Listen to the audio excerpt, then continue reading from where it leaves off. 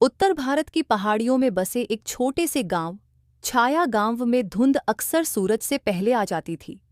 सुबह के समय जब बाकी गांव गहरी नींद में होता, तब भी उस गांव की गलियां सफेद धुएं सी धुंध से ढकी रहती, जैसे प्रकृति कोई रहस्य छिपा रही हो। वहीं रहता था केदार, एक साधारण किसान, पर दिल का बहुत साफ। उसकी पत्नी सुमित्रा कुछ साल पहले तेज बुखार के बाद चल बसी थी। तब से केदार की दुनिया उसकी छोटी सी झोपड़ी और दो छोटे बेटों में सिमट गई थी। बड़ा बेटा बबलू 6 साल का और छोटा बेटा छोटू 4 साल का। घर में माँ की तस्वीर दीवार पर टंगी रहती, जिसके नीचे हर शाम एक छोटा दिया जलता था। बबलू माँ की तस्वीर से अक्सर बातें करता और छोटू उसकी गोद में रखी माला से खेलता। केदार बच्चों को संभालने की कोशिश करता, लेकिन दिन भर खेत का काम, चूल्हा जलाना और बच्चों की देखभाल, सब कुछ अकेले निभाते हुए उसकी कमर झुकने लगी थी। गांव वाले सलाह देते, केदार दूसरी शादी कर ले, बच्चों को माँ चाहिए। लेकिन केदार का जवाब हमेशा एक ही होता, माँ एक ही होती है, इनकी माँ की जगह कोई नहीं ले सकता। एक सुबह केदार हल कंधे पर रखकर खेत की ओर निकल पड़ा।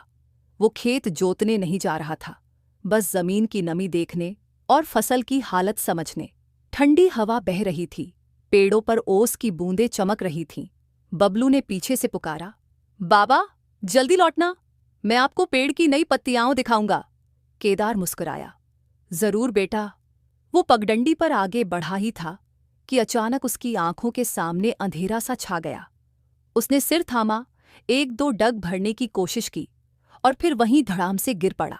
गांव वालों ने दौड़कर उसे उठाया। वैद्य को बुलाया गया। वैद्य ने नब्ज देखकर कहा, कमजोरी है, शरीर थक गया है, अब कुछ दिन खेत से दूरी रखनी होगी। केदार की आंखों में चिंता थी। बबलू दूर खड़ा ये सब देख रहा था और छोटू अपनी माँ की तस्वीर से लिपटकर सुबक रहा था। उसी शाम गांव के एक बुजुर्ग भोलू चाचा ने कहा, अब अकेले नहीं चलेगा बेटा, बच्चों के लिए ही सही, किसी को घर लाना पड़ेगा। और उसी वक्त गांव में एक नई औरत आई, रत्ना। काली बड़ी बिंदी, गहरी आंखें और हाथ में एक झोला जिसमें जड़ी बूटियां थीं।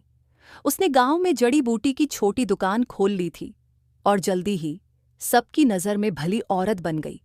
कुछ औरतों ने केदार से कहा, रत्ना बच्चा नहीं है मगर समझदार है, तुम्हारे बच्चों को माँ की जरूरत है और तुम्हें सहारे की। कुछ हिचक के बाद केदार ने रत्ना से बात की।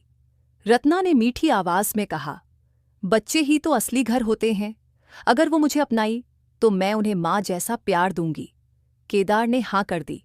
शादी बहुत साधारण सी हुई, ना कोई शोर ना सजावट, बस आंगन में कुछ हल्दी लगी और रत्ना चुपचाप उस घर में आ गई जहां माँ की तस्वीर अब भी सबसे ऊंचे कोने में टंगी थी। जब उसने बच्चों को देखा तो बबलू ने सिर झुकाया और छोटू उसके पीछे छुप गया। शुरुआत के कुछ दिन ठीक बीते। रत्ना सुबह उठती, चूल्हा जलाती, बच्चों के लिए रोटियां बनाती, लेकिन कुछ ही हफ्तों में उसका व्यवहार बदलने लगा। अब वो बबलू से डांटकर बात करती और छोटू के गंदे कपड़ों पर चिल्लाती। एक बार छोटू ने एक्सीडेंटली पानी गिरा दिया तो रत्ना ने उसका हाथ झटक कर कहा, जब से आए हो घर में चैन नहीं रहा। बबलू सब देखता रहा पर चुप रहा। केदार को उसने कुछ नहीं बताया। वो सोचता, शायद माँ ऐसी ही होती है या शायद नहीं। एक दिन रत्ना ने केदार से कहा, बच्चे बहुत घुटन में रहते हैं, कल इन्हें नदी के पार ले जाऊंगी, जंगल में एक खुली जगह है, वहां घूमेंगे, इन्हें अच्छा लगेगा। केदार ने थोड़ी चिंता से पूछा, रास्ता तो जाना पहचाना है ना? रत्ना ने हल्की मुस्कान दी, मैं माँ हूं, अपना रास्ता जानती हूं। अगली सुबह बच्चों को जल्दी उठाया गया। बबलू ने माँ की तस्वीर को देखा और धीरे से बोला, हम जल्दी लौट आएंगे। छोटू को रत्ना ने खुद अपने हाथ से कपड़े पहनाए और फिर तीनों पहाड़ियों की तरफ निकल पड़े। रास्ता शुरू में सुंदर था, पेड़ों पर रंग बिरंगे फूल खिले थे, पक्षियों की आवाजें गूंज रही थीं और धूप झिलमिला रही थी। लेकिन जैसे जैसे आगे बढ़े, धूप कम होने लगी, पेड़ घने और रास्ता सुनसान होता गया। हवा भारी थी और धुंध धीरे धीरे बढ़ती जा रही थी। बबलू ने डरते हुए पूछा, माँ, हम बहुत दूर आ गए क्या? रत्ना ने कहा, बस थोड़ा और। कुछ ही देर में वे एक चट्टानी टीले पर पहुंच गए। नीचे घाटी थी और उसके पार जंगल। दूर दूर तक कोई इंसान नहीं था। रत्ना ने कहा, तुम दोनों यहीं बैठो, मैं पास की झाड़ी से कुछ पत्ते लेने जा रही हूं। छोटू ने उसका हाथ पकड़ लिया। मां, मत जाओ, रत्ना ने झटक कर कहा। तुम बच्चे बहुत डरपोक हो। फिर वह मुड़ी और धुंध में गायब हो गई। घंटों बीत गए। दोनों वहीं बैठे रहे। सूरज की रोशनी अब धुंध में गुम हो गई थी। छोटू सुबक रहा था और बबलू के दिल में डर से ज्यादा अब गुस्सा था। उसने धीरे से कहा, वो मां नहीं थी, उसने हमें छोड़ दिया। छोटू ने उसका हाथ कसकर पकड़ लिया। तभी झाड़ियों से एक सरसराहट की आवाज आई। बबलू ने एक लकड़ी उठाई। कौन है? धुंध के बीच से एक छोटा लड़का निकला। उम्र करीब 7-8 साल। चेहरे पर मिट्टी, बाल उलझे हुए और शरीर पर पत्तों और बेलों से बनी एक अजीब सी पोशाक। उसकी आंखों में डर नहीं था, बल्कि अजीब सा सुकून था। वो चुपचाप बच्चों के पास आया, कुछ नहीं बोला, बस उनके सामने खड़ा होकर जंगल की ओर इशारा किया। बबलू बोला, तुम हमें जानते हो? लड़का कुछ नहीं बोला, फिर मुड़ा और चल पड़ा। छोटू डर के मारे बबलू से लिपट गया। बबलू ने कहा, शायद ये हमें रास्ता दिखा रहा है। चलो छोटू, यहां बैठे तो कोई नहीं आएगा। दोनों भाइयों ने एक दूसरे का हाथ थामा और उस अजनबी लड़के के पीछे धुंध की ओर बढ़ चले। हर कदम पर पेड़ और गहरे हो रहे थे। रास्ता जड़ों और धुंध और घने पेड़ों के बीच वो रहस्यमयी लड़का आगे आगे चल रहा था और बबलू छोटू उसके पीछे पीछे। अब डर धीरे धीरे पीछे छूट रहा था और एक नई दुनिया सामने खुलती जा रही थी। रास्ता मुश्किल था, कांटों भरी झाड़ियां, ऊंचे नीचे पत्थर, लेकिन उस लड़के के कदम बिल्कुल निश्चित थे, जैसे वो इस जंगल को सांसों की तरह जानता हो। थोड़ी देर बाद वे एक ऐसे खुले मैदान में पहुंचे जहां आसमान पेड़ों की शाखाओं से बिल्कुल ढका हुआ था। वहां एक बड़ा सा बरगद था, जिसकी जड़ों के नीचे मिट्टी को खोदकर एक छोटी सी गुफा बना ली गई थी। वहीं कुछ पत्तों से बने आसन और एक जलते हुए अलाव के पास कुछ लकड़ी के कटोरे रखे थे। लड़का वहीं बैठ गया और बच्चों को बैठने का इशारा किया। बबलू ने छोटू को गोद में बिठाया और चारों तरफ देखा। यहां जंगल का डर नहीं था, बल्कि एक शांति सी थी। थोड़ी देर बाद लड़का उठा और एक झाड़ी से कुछ फल तोड़ लाया, बेर, आंवला और कुछ मीठे पत्ते। उसने बिना कुछ बोले छोटू के सामने रख दिए। छोटू ने बेर उठाया और छकते ही मुस्करा दिया। उसकी आंखों में पहली बार थोड़ी राहत दिखी। बबलू ने लड़के से पूछा, तुम्हारा नाम क्या है? लड़के ने कुछ नहीं कहा, बस अपनी छाती पर हाथ रखा और आकाश की ओर इशारा किया। बबलू ने मुस्कराते हुए कहा, मैं तुम्हें वनदेव कहूंगा, क्योंकि तुम इस जंगल के देवता जैसे लगते हो।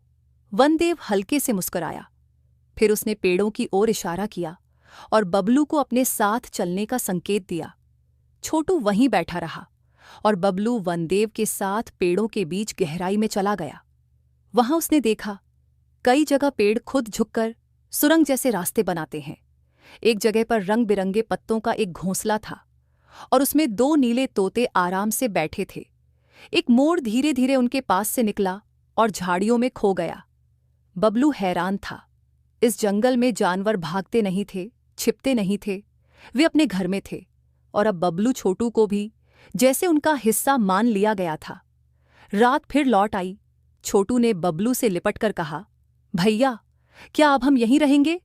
बबलू ने उसके बाल सहलाते हुए कहा, जब तक बाबा हमें ढूंढ नहीं लेते। छोटू ने मासूमियत से पूछा, क्या वो हमें ढूंढ लेंगे? बबलू की आंखें भर आईं। जरूर। उधर गांव में केदार का चेहरा सूख गया था।